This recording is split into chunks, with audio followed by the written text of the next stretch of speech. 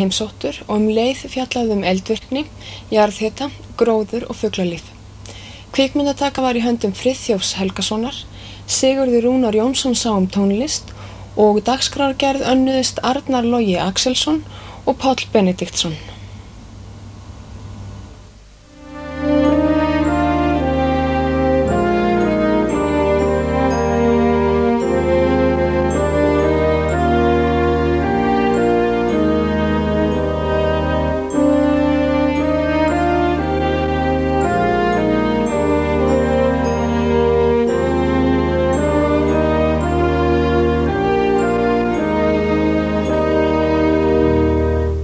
Mývatnssveit, ég vænsta veit, vera á norðurláði.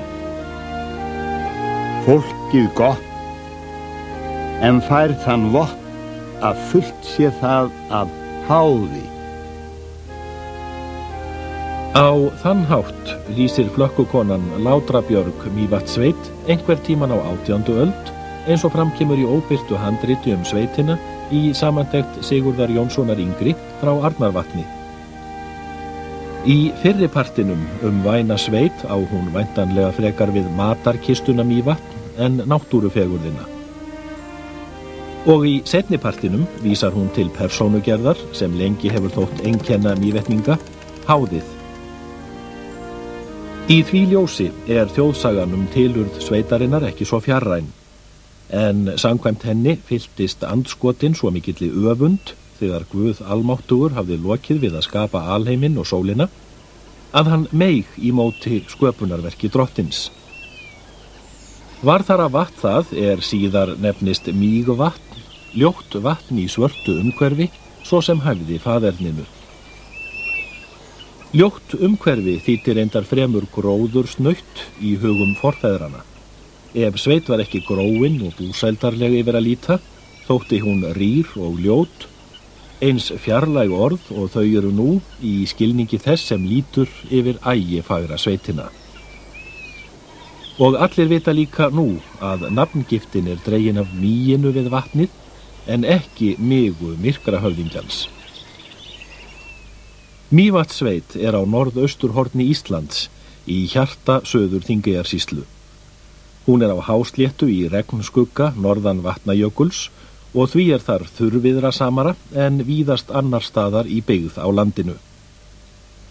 Landið svo flatt að ef vatnið hækkað 1 til 2 metra yrði sveitin óbyggileg. Stór svæði færu alveg á kaf eða yrðu ónýtjanleg.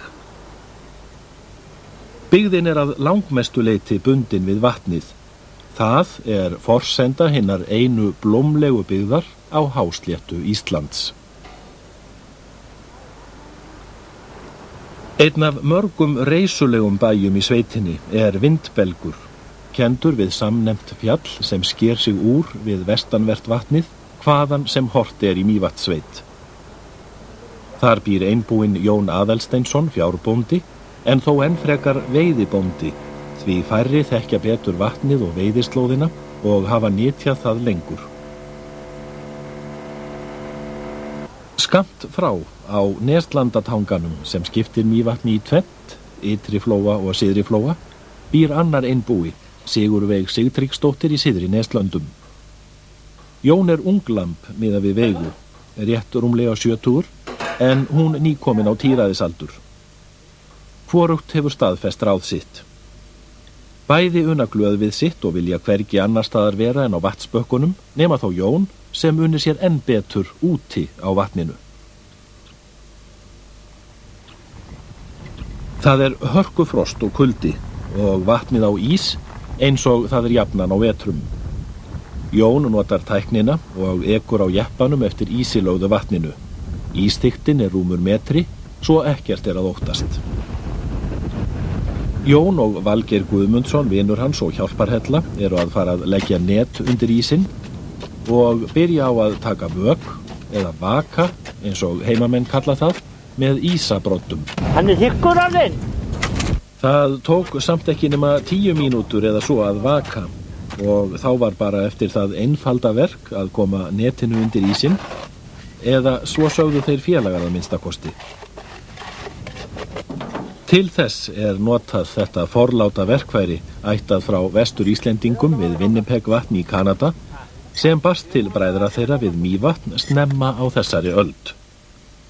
Valgeir skýrir þetta betur. Þetta hérna liggur neðan í ísnum. Já, járnin. Þetta hérna dettur alveg beint niður. Já. Það þyngdinni. Já. Þetta flott, það fer svona hérna upp. Já, heldur í uppi. Já. Þessi brotur fer upp í ísinn. Ef nú her ég ísinn hérna. Já, það tóðast svona áfram. Já. Já, ég skil. Þá komið að stóru stundinni.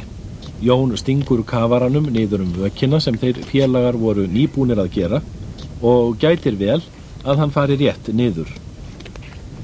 Þegar búið að ýta vel á eftir og Jón vissum að kafarinn sé í réttri stöðu undir ísnum, byrjar hann að kippa í spottan. Kafarinn fikrar sig þá smám saman áfram eftir neðra borði ísins og mjög stefnuviss. Einfalt og snjallt. Leið kafarans miðuð út með því að kíkja í stefnu spottans. Þegar fullri netjalengd náð vakað á ný. Þegar það var búið kom strax í ljós hver kafarinn stefnuviss, því bandspottin í honum sást samstundis í nýju vökinni. Valgeir náði honum upp og togaði því næst kafaran upp. Netin voru svo bundin í spottan sem kafarinn hafði dregið undir ísinn. Jón leggur svo netin niður vökina og Valgeir dregur þau milli vaka. Þetta miklu fljótlegri og árangusríkari lögn en með gömlu vinnubröðunum þegar gera þurfti mun fleiri vakir. Að svo búnu var farið að vitja net sem Jón hafði lagt undir ísinn 6 dögum fyrr. Honum þótti veiðin léleg, nokkrar bröndur, eins og mývetningar kalla bleikjuna, og ein gála, en svo nefna mývetningar hrygnur sem ganga á rið, það á hrygningarsvæðin, en birtingur stór ljós bleikja sem ekki gengur á riðin. Flóabranda hins vegar ung bleikja. Alveg sérstakar reglur gilda veiðirétt í Mývatni. Haldi einhverjir til dæmis að landhelgi sé aðeins í hafinu umhverfis landið það rangt. Því það líka landhelgi í Mývatni. Ég má veiða utan landhelgi hvað sem í vatninu. Landhelgin 115 metrar sem hver jörð á út í vatni. Og við mögum ekki fara í landhelgi annarra, ná þá með leyfi. Við mögum dorga hvað sem í vatninu, alveg upp í landi hjá nágranna. Dorgveiði orðin allvinsæll veiðiskapur víða land, en mývetningar hafa farið á dorg frá fornu fari. Dorgveiðin var öllum heimil og því kærkomin þeim sem ekki áttu lagnarétt. Vafalítið hafa tennur glamrað í mörgum manninum á dorg í aldanna rás, en eftir miklu var að slægjast, lífsbjörginni sjálfri í mörgu kvotbílinu öld eftir öld á löngum og dimmum vetrum. Setið á kassa sem nefnd skrína við litla vök. Skrínan líka notuð til að geyma og bera aflan í. Veiðitækið sjálft, dorgin, lítil, oftast úr horni eða beini. Henni juðað taktfast til að vekja athygli bráðarinnar á agninu. Núorðið aðalega beitt rækju, en áður fyrr var fiskiflugumaðkur, hvítmaðkur, mest notaður. Maðkurinn var alinn upp í sérstökum maðkaveitum með því að setja kjöt í holu í jörð og geymdur frosinn fram eftir vetri. Jóni gekk heldur illa að beita hvítmaðkinum, enda var hann ekki nógu stór og feitur. Algengt var að mývetningar þýddu hann upp í sér til að betur gengi að beita honum. Árna Halldórsinni bónda í Garði leist ekkert á að Jón væri ekki helst með munnin fullan af maðki. Þú átt að hafa hann og upp í þér. Það var engin maður með mörgum sem ekki hafði maðkin upp í sér, það var með útlenda beitu. Útlenska beitan sem Jón var að prófa var gul maísbaun sem gaf ágætlega. Það gekk líka býsna vel á dorginni hjá Baldri Jónasinni, vini Jóns frá Húsavík. Hann fékk margar góðar bröndur og í eitt skipti lá nærri að vökin væri ekki nógu stór til að koma stórum 6 punda hangi upp.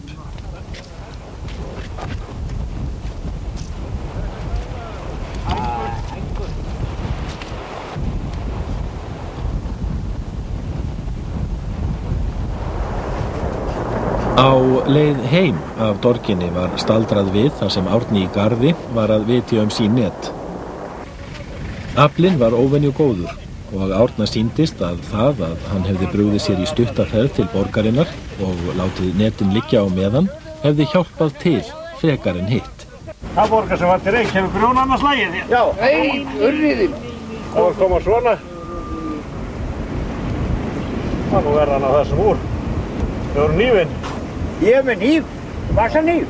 Lánaður Jónu minn. Þetta er óvenju feitur og fallegur urriði og ekki sá eini sem Árni fékk að þessu sinni, auk þess sem hann fékk líka mjög stóra gálu, nærri 10 punda og var reikinn af.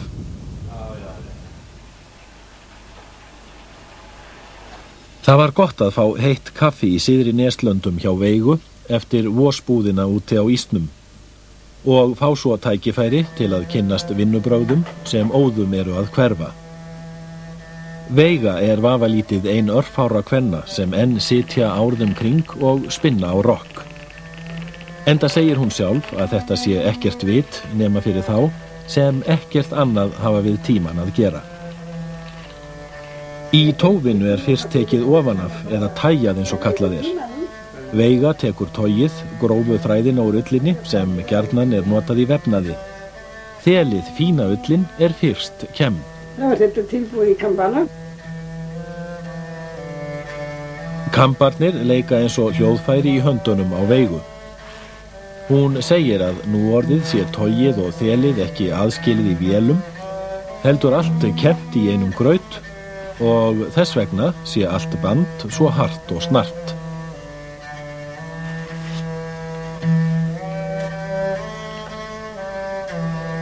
Eftir að búið er að kempa ullina, sest Veiga við rokkinn og byrjar að spinna hana í þráð með sneldunni, sem snýst hratt og vefur þannig ullina saman í þráðinn. Þessi vísa Jóns Thorodsens gæti verið ort í orðastað Veigu. Úr þeli þráð að spinna, mér þykir næsta indæl vinna. Ég enga kann finna, sem öllu betur skemmti mér. Veiga tvinnar 2 þræði saman til að fá sterkt band og vefur í hnykil.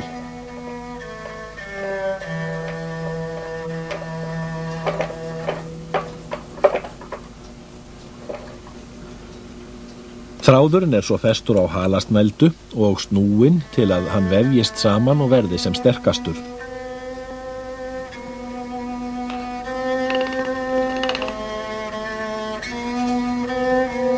Loks hespar Veiga tvinnaðan þráðinn á hesputré.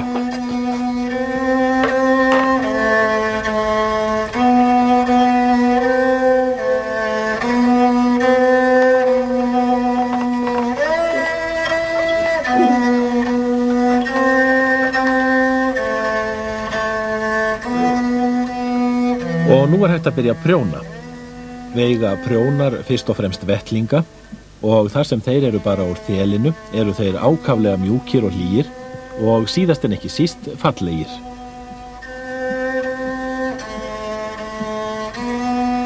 Hún segist ætla að dóta þetta áfram meðan hún sjái til. Veiga segir að sér leiðist aldrei og að hún kunni ágætlega við sig ein. Hún fari lítið á mannamót núorðið en á æskuárunum hafi unga fólkið á Neslandatanganum ekki talið eftir sér að ganga í klukkustund til að komast á ball á skútustöðum, oft í snjó og frosti.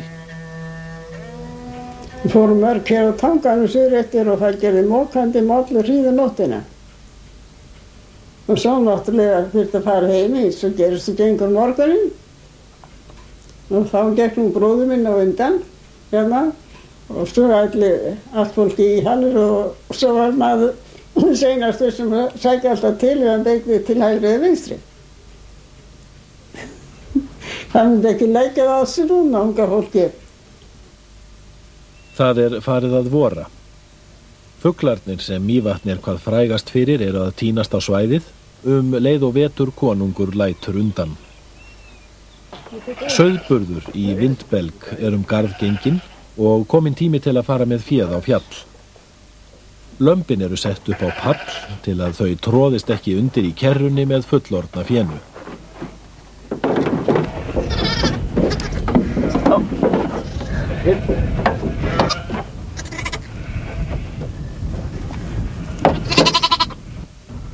Svo lagt af stað og ekið með féð í smáhópum austur á bóginn eftir þjóðveginum Námaskarð og alla leið upp á Austuröræfi sem Mývetningar hafa löngum verið gagnrýndir fyrir vegna þess hve gróður þar viðkvæmur. Þegar komið í mellöndin fénu sleppt og þá gengur mikið á þegar lömbin eru að finna mömmu og öfugt.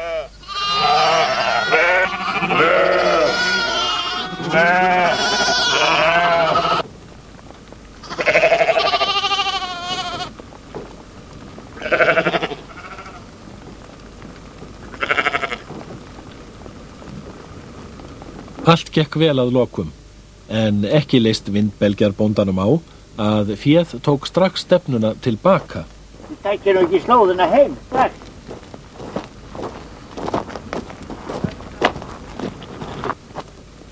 Jón sneri fénu upp á Melgresis hnausana, þar sem nýgræðingurinn var byrjaður að spretta. Koma andana á Mývatn óbrigðult merki að vorið og sumarið sé að koma, þó svo að örfáar fuglategundir haldi sig þar á vetrum. Baráttan Hreiðurstað og maka þá í hámarki, eins og hjá húsöndinni, og stundum gengur svo mikið á að ljónstyggar endur láta sér fátt finnast, þó aðrar hættur steðji að.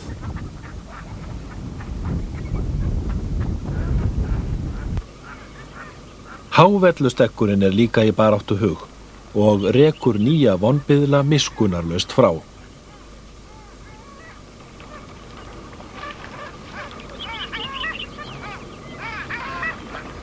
Allar 15 íslensku andartegundirnar verpa við Mývatn vegna hinna einstöku skilyrða sem þar eru. Algengasta öndin skúfönd eða litla duggönd, en hennar varð fyrst vart við Mývatn skömmu fyrir síðustu aldamót. En mikið af stóru systir hennar, duggöndinni, sem áður var mest af. Mun minna af hinni sérstöku hrafnsönd, en stekkurinn svartur eins og nafnið bendir til, og toppönd, sem lifir á að kafa eftir fiski í vatninu eins og gulöndin. Flestir geta verið sammálum að húsöndin sé sannkallaður einkennisfugl fyrir Mývatn. Hún heldur sig á svæðinu allt árið og sérlega glæsileg.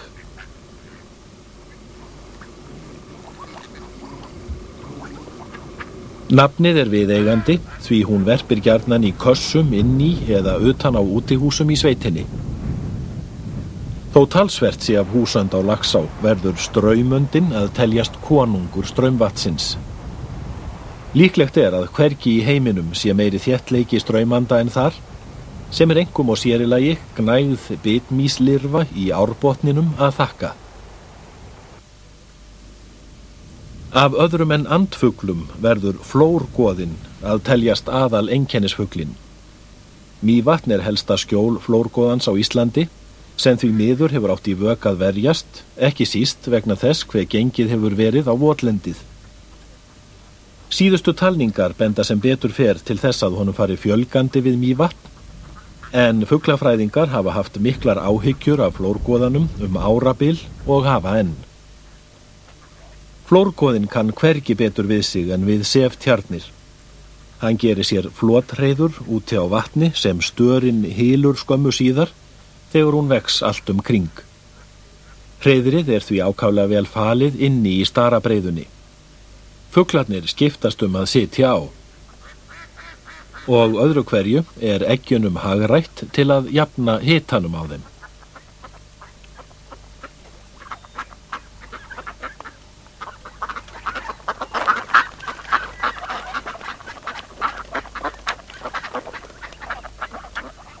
Einu nytjar mývetninga af öndunum eggjatekjan. Ekki hefur tíðkast í seinni tíð að taka dún úr heiðrum í sængur og annað slíkt og því síður hafa endur verið skotnar eða étnar eftir að hafa flækst í netjum. Varpið gengið 2 til 3 sinnum og nokkur egg tekin úr hverju hreiðri séu þau ekki orðin of stropuð. Alltaf að minnstakosti 5 egg skilin eftir en endur verpa fugla mest af eggjum 6 til 9 að jafnaði. Þau eru nú fann að stropa þessi, fallega. Nú mörgu? Á öllu á 7 alveg fjörungu. Ég tók ekki tjóni. Það er þarna vesturhólinn minna. Eggin eru ýmist borðuð ný fram eftir sumri og þá oft geymd í kalkupplausn eða sett í ösku og látin úldna fram eftir vetri, einkum unguð eða stropuð egg og þykja herramannsmatur í Mývatnssveit. Brátt koma ungarnir úr eggjum og má oft sjá þá marga saman, eins og þessa straumandar unga halarófu á Laxá sem virðist engan enda ætla að taka. Iðulega það bara ein kolla sem tekur að sér að fóstra eða jafnvel stela ungunum frá öðrum kollum. Það vissara að gæta sín, því hætturnar fyrir ungviðið eru margar, eins og brandduglan gott dæmi Hún hér að angra skógarþresti í leit að ungunum þeirra.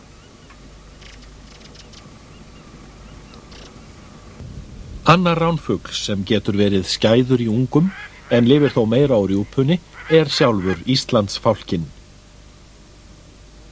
Þegar við nálgunumst fálkahreiðrið varð kvenfálkinn lítt hrifinn og steypti sér hvað eftir annað niður, en Ingi Ingvason, fálkaeftirlitsmaður, lét sér fátt finnast, þó hann segði dæmi að fálkinn hefði læst klónum í höfuðið á mönnum sem hættu sér of nærri hreiðrinu. Karlfuglinn tók ekkert þátt í hreiðurvörninni, heldur settist á klett allangt frá. 3 ungar voru í hreiðrinu, einn sínu stærstur og frekastur og þeir vildu sinn mat og enga refjar, en mamman gargaði stöðugt til viðvörunar þar til hættan var liðin hjá. Nokkur fálkapör verpa árlega í hinum eldbrunnu hraunum í Mývatnssveit. Svæðið ber þess glögg merki að jarðeldurinn hefur mótað hvert fótmál. Megineldstöðin Námafjall Krafla hefur verið stór örlagavaldur í því starfi, einnig gos undir jökli á ísöld sem skópu hinn reisilegu kennileiti Staphanna í fjallarhingnum suður og austur af sveitinni, Búrfell, Bláfjall og Sellandafjall. Mývatn sjálft varð ekki til fyrr en löngu eftir ísöld í miklu hraungosi úr Ketildingju fyrir 3500 árum sem myndaði stíflu efst í Laxárdal. 1000 árum síðar varð hið svipmikla Hverfjall til í sprungugosi sem náði út í vatnið. Við það snöggkældist bráðin kvikan og myndaði ösku og gjallgíginn Hverfjall, sem margir mývetningar segja reyndar að heiti Hverfell en ekki fjall, og dunda sér við að jaga svolítið það milli þess sem tekist á af meiri krafti önnur og stærri deilumál í sveitinni. Mývatn tók loks á sig núverandi mynd í miklum eldsumbrotum í sprungugosum, í Lúdents og Þrengslaborgum, svipað leyti og frelsarinn fæddist fyrir það bil 2000 árum.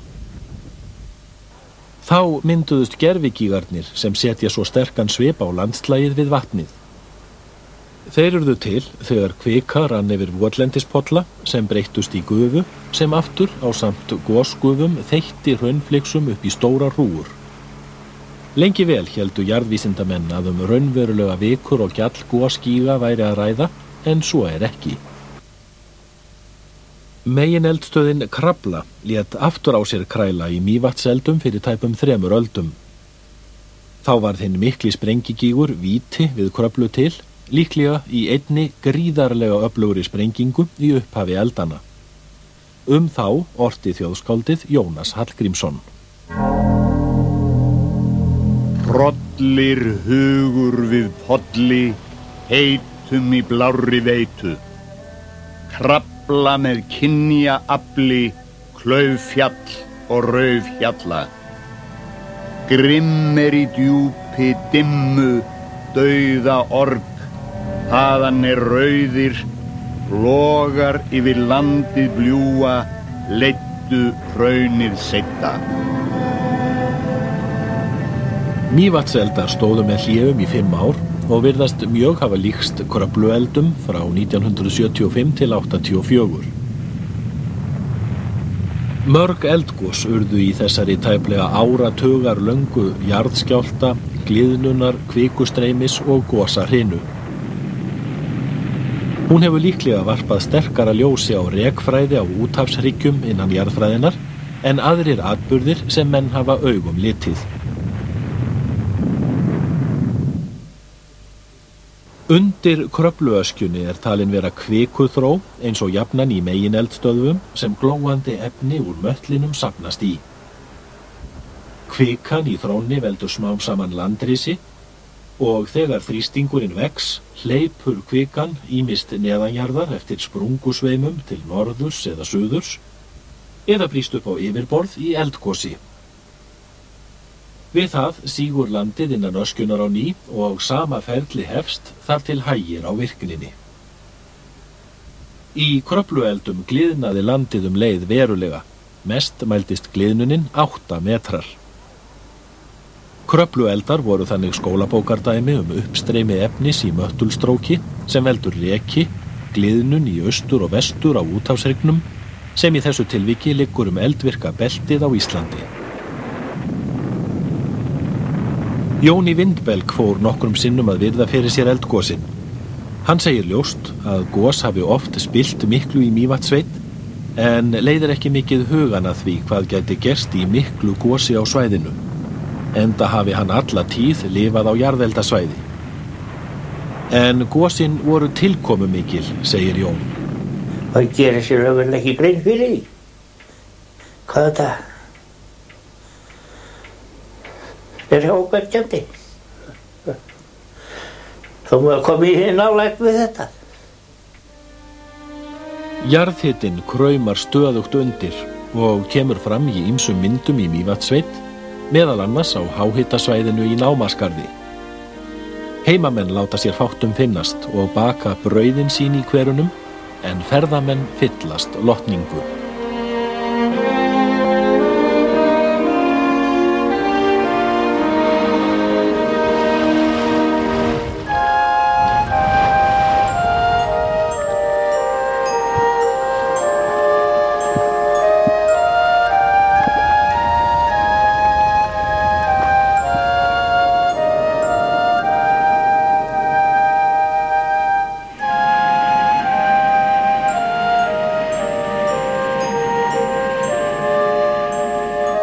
Lífríki Mývatns eitt hið auðugasta í Evrópu og þó víðar væri leitað, eins og fuglamerðin, silungurinn og smádýralífið ber vitni Vatnið ríkt af næringarefnum og steinefnum og vegna þess hve grunnt það mest ríflega 4 metrar, nær sólarljósið niður á botn og nærir þar með botngróður og svifþörunga.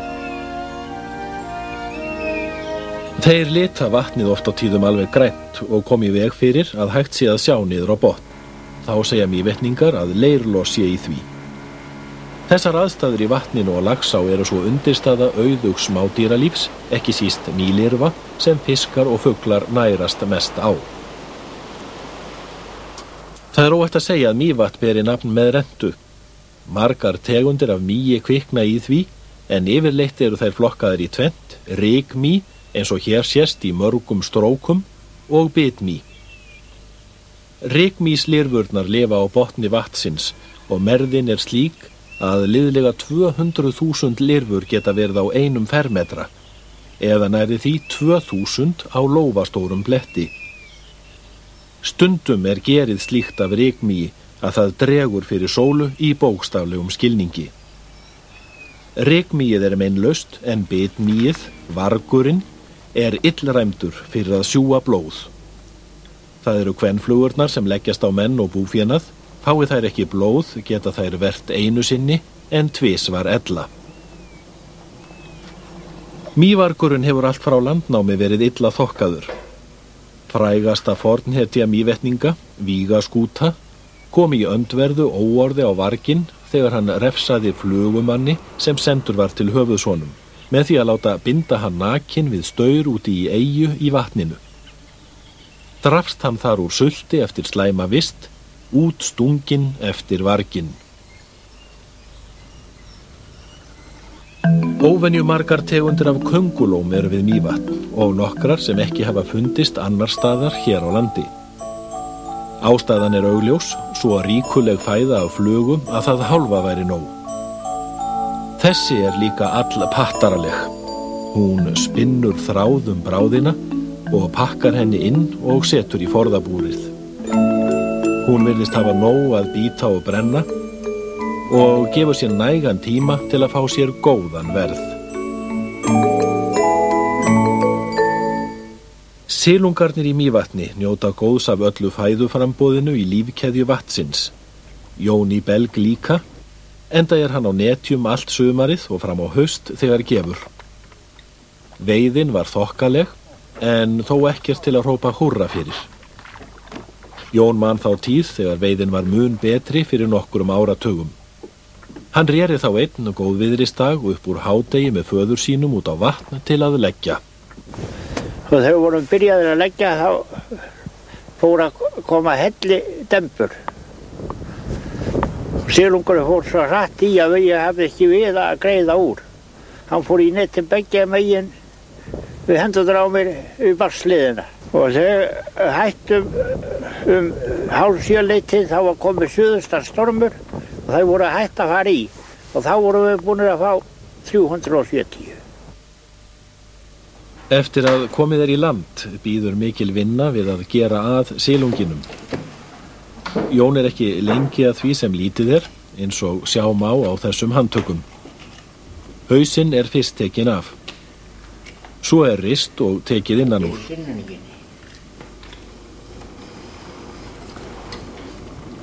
Beingarðurinn er skorinn burt og loks er skolað og saltað til að gera klárt fyrir reykingu.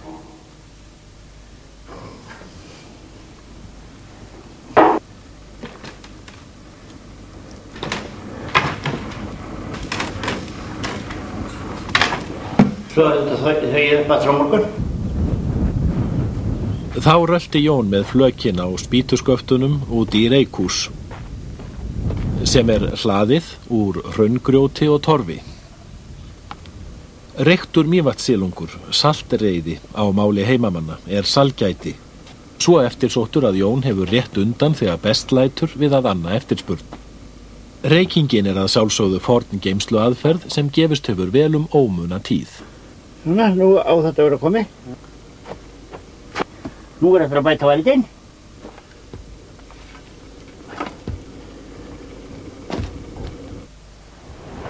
Herslan er líka gamalkunn geymsluaðferð, en áður fyrr var silungurinn hengdur upp í byrgjum og hertur og einnig borðaður síginn eins og enn tíðkast í Vindbelg og víðar í sveitinni.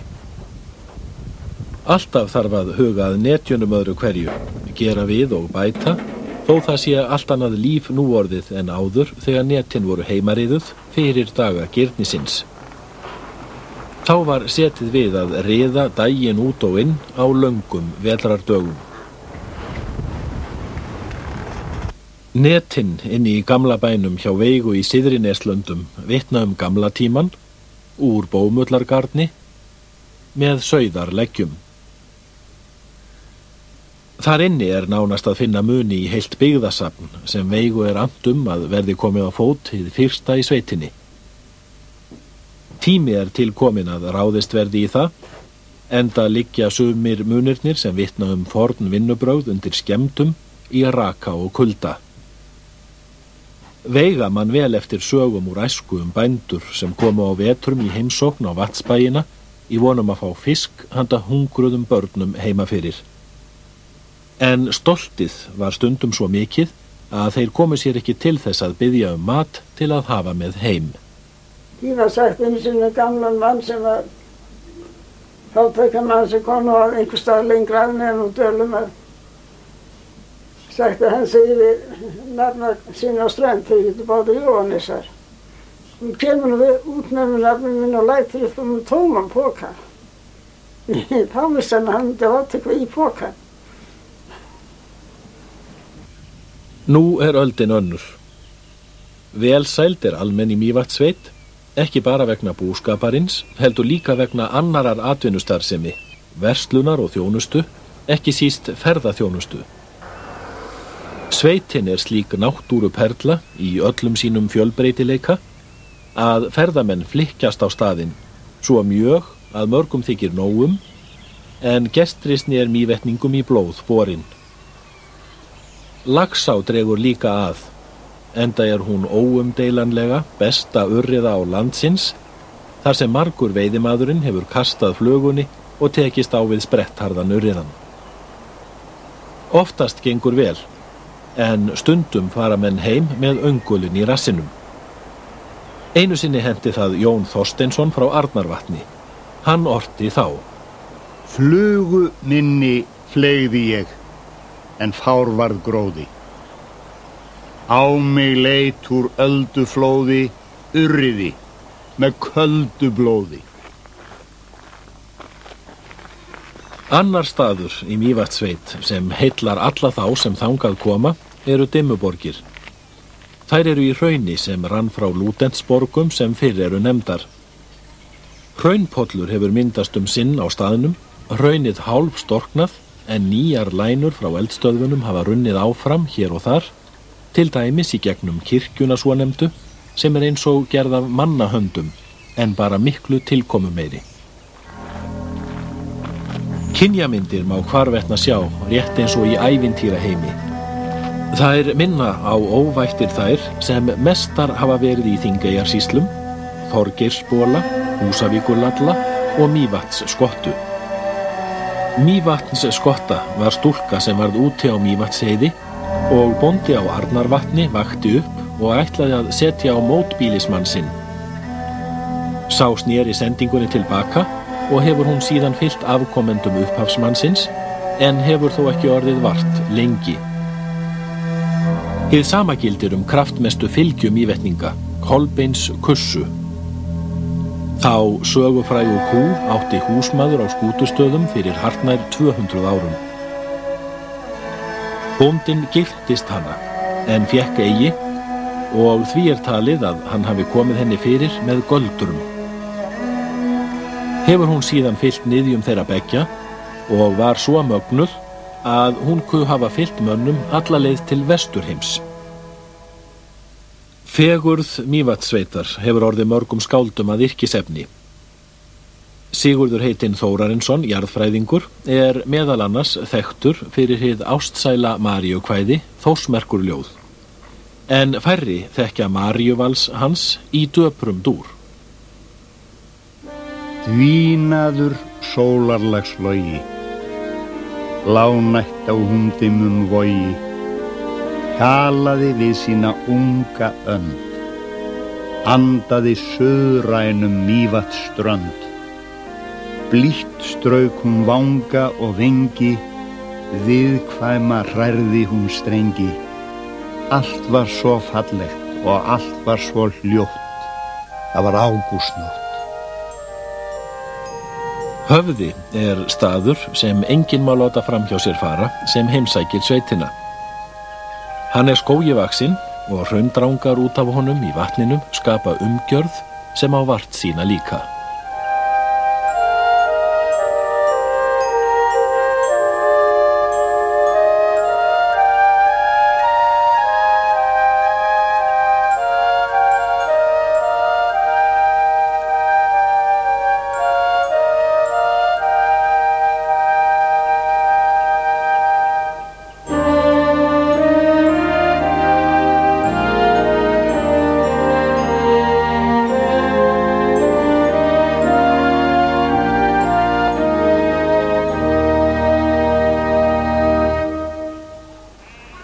Göngur erfiðar í ógreiðfærri afrétt mývetninga, þó bílar og jafnvel vélhjól létti nú undir.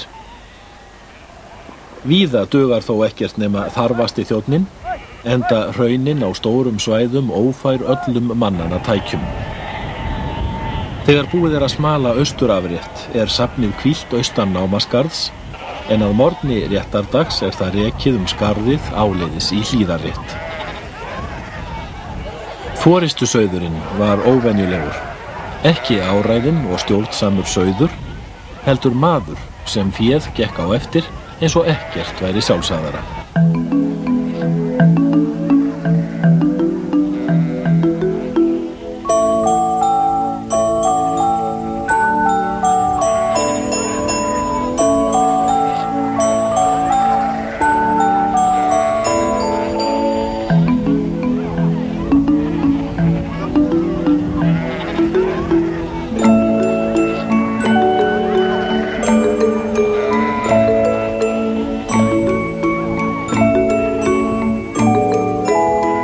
Forytusauðurinn leiddi féð alveg niður að Hlíðarrétt sem við þjóðveginn skammt sunnan við Reykjahlíð. Réttin einstaklega falleg, hlaðin úr hraungríti og fellur því vel inn í umhverfið. Fénu hleypt inn í miðja réttina, almenningin, og þá gengur mikið á. Nei, það ekki svona. Nei.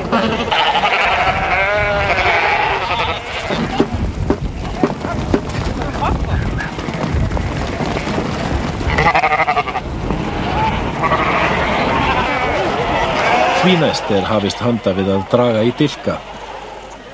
Mannskapur frá hverjum bæ finnur sitt fé og hver bær á sinn dilk sem dregið í. Það ævinlega margt mannin á réttinni. Hún frá fornu fari, ein af helstu samkomum sveitarinnar ár hvert. Athyglisvert að áfengi mun minna haft hönd á rétt við Mývatn en víðast annars staðar land. Það hefur bara ekki tíðkast, segja heimamenn, og gera lítið af því að syngja og tralla á réttinni, en skrafa því meira allt milli himins og jarðar, ekki síst hvernig fé komi af fjalli.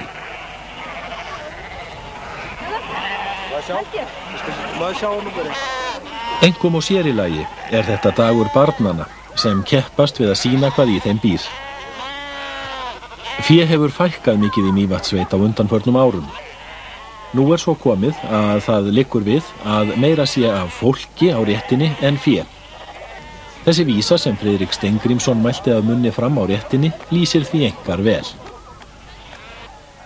Hér meira fólki en fé, sem fráleitt til bóta. Ráðlegt sýnist mér að setja á það kvóta.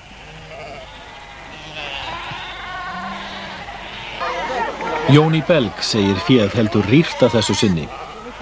Hann kennir það kuldum sem staðið hafi gróðri fyrir þrifum fram eftir sumri og varginum sem hafa ætlað féð lifandi að drepa þetta árið. Jón með talsvert færra fé en á árum áður. Já, það nú kótinn og svo eldismadur. Ég ekki orðinn einn maður til að ganga við þetta, passa þetta. Loks féð rekið heim á leið á túnin, lömbin verða flutt í sláturhús innan tíðar og veturvist bíður fjárins. Það haustar snemma í Mývatnssveit vegna þess hve hátt hún stendur. Sólin farin að lækka á lofti, fuglinn farin að sýna á sér fararsnið og fólkið að búa sig undir veturinn.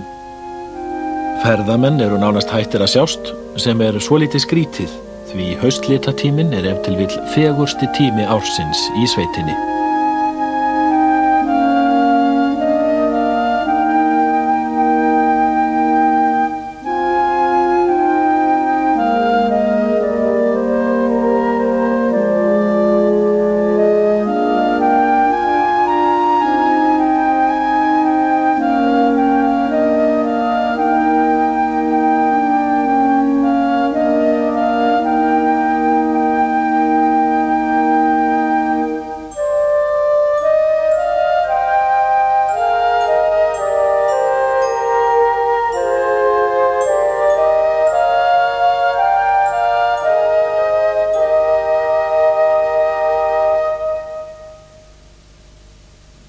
Snjór komin á túnin, en féð lætur sér fátt finnast og krafsar eftir grasi. Jón hefur alla tíð gengið til Rjúpna eftir að það fer að snjóa á haustin. Hann lipur skytta en kvartar undan að vera orðin lélegur til gangs. En þó grunnt á veiðieðlinu sem einkennt hefur allt hans líf.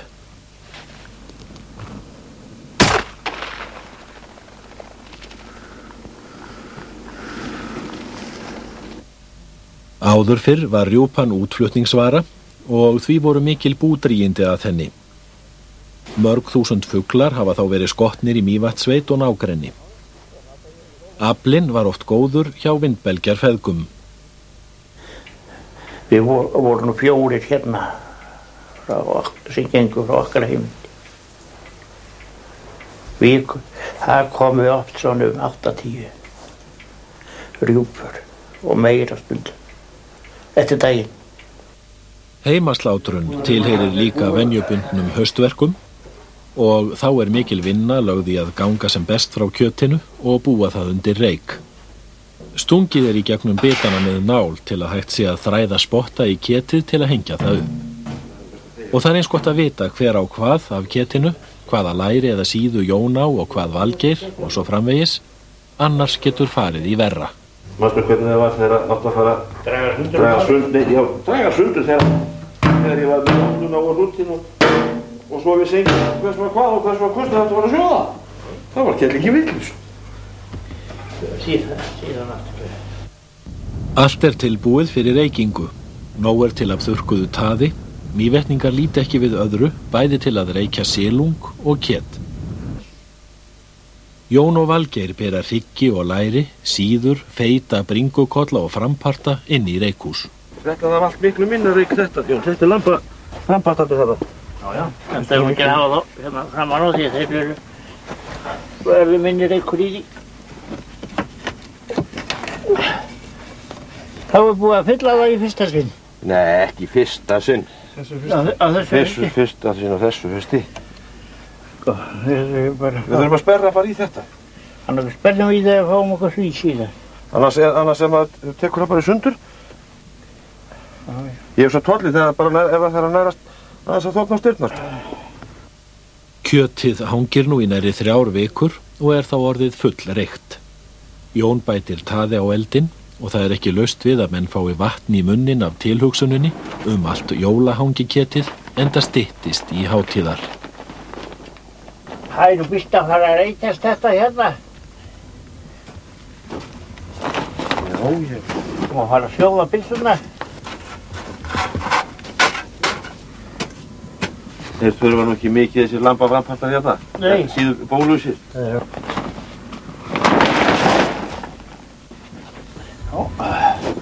Skulum að hafa okkur út á það mikið reykur.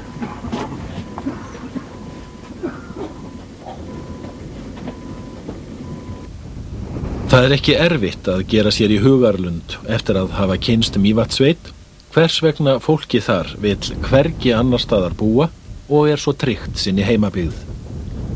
Náttúran óvenjugjöful á þessum hálenda stað en leið duttlungafull og ögrandi í brennandi sköpunarkrafti úr iðrum jarðar. Þjóðskáldið norðlenska, Davíð Stefánsson, ekki eitt að hafa velt fyrir sér óbilandi áttagatryggð Mývetninga. Hver hann, þessi seðjandi seiður, sættir við lítil kjör?